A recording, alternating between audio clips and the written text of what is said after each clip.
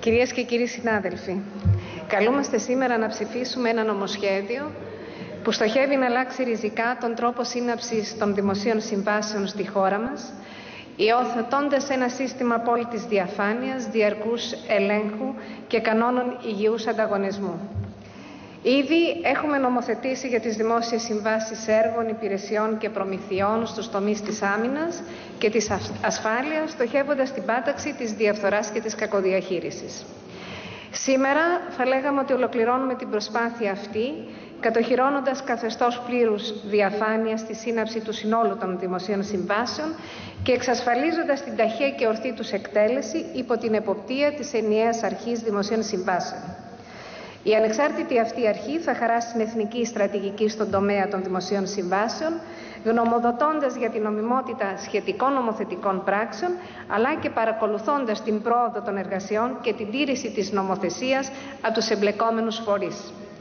Σημαντικό επίσης είναι ότι θα υπάρχει ένα ενιαίο και σαφές νομοθετικό πλαίσιο που δεν θα δίνει περιθώρια για μεροληπτικές παρερμηνίες και θα καθιστά εύκολη την πρόσβαση και υποβολή προσφορών από κάθε ενδιαφερόμενο.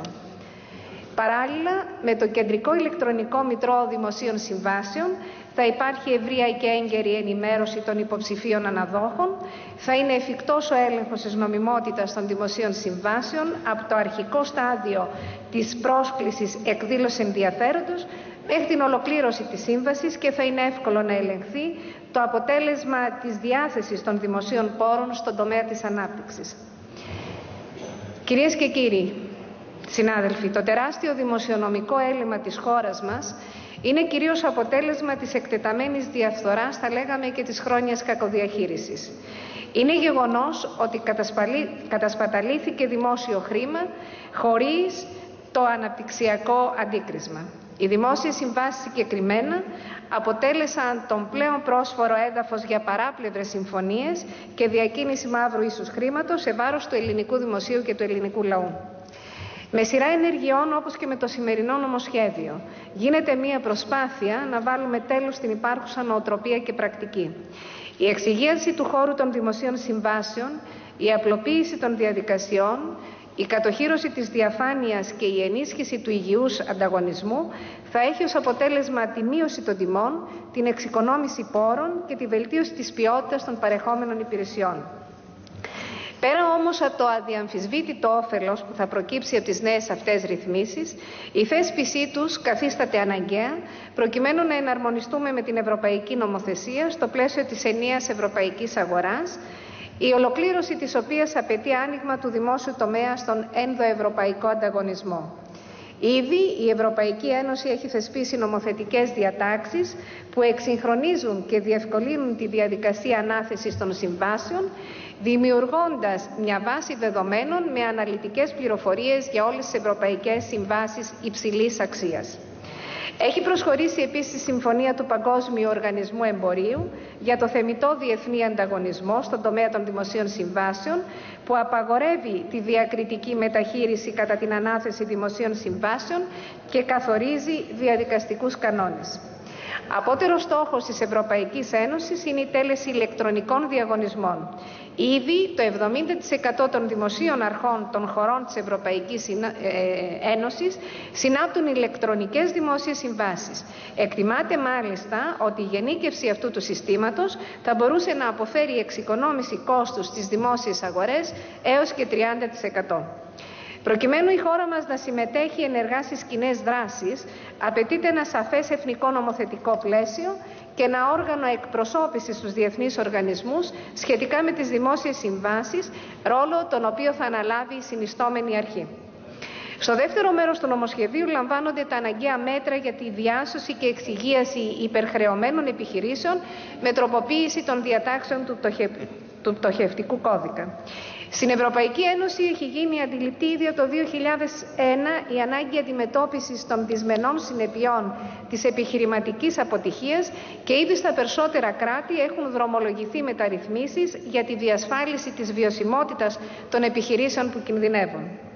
Σύμφωνα μάλιστα με έρευνα που διεξήχθη στην Ευρώπη, το πτωχευτικό δίκαιο έχει σημαντικό αντίκτυπο στις επιχειρηματικές κινήσεις και η οικονομική του σημασία είναι ίσως μεγαλύτερη από την αύξηση του ακαθάριστου εθνικού προϊόντος και τις αποδόσεις του χρηματιστηρίου.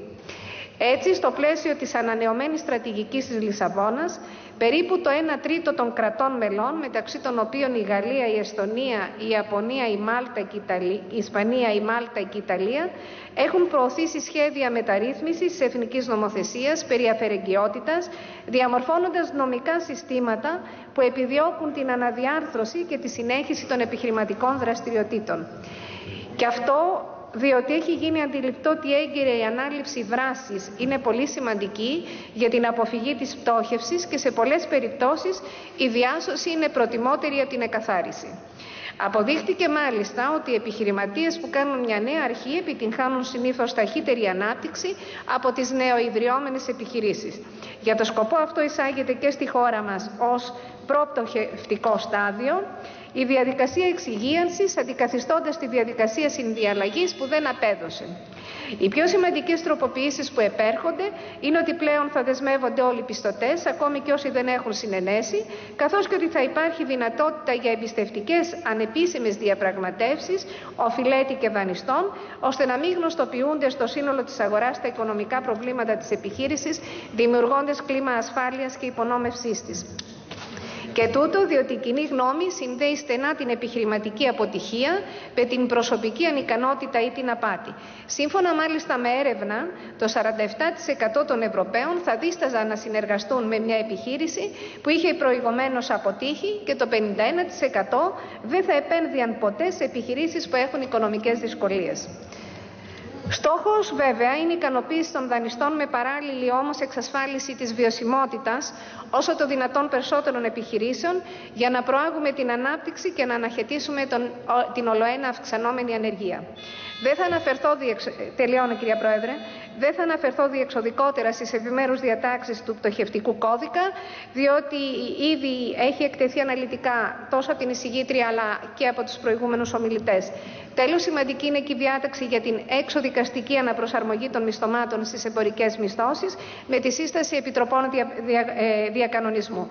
Άλλωστε, είναι συνεχή τα αιτήματα για αναπροσαρμογή των μισθωμάτων εξαιτίας των οικονομικών δυσκολιών που αντιμετωπίζουν οι επιχειρήσεις.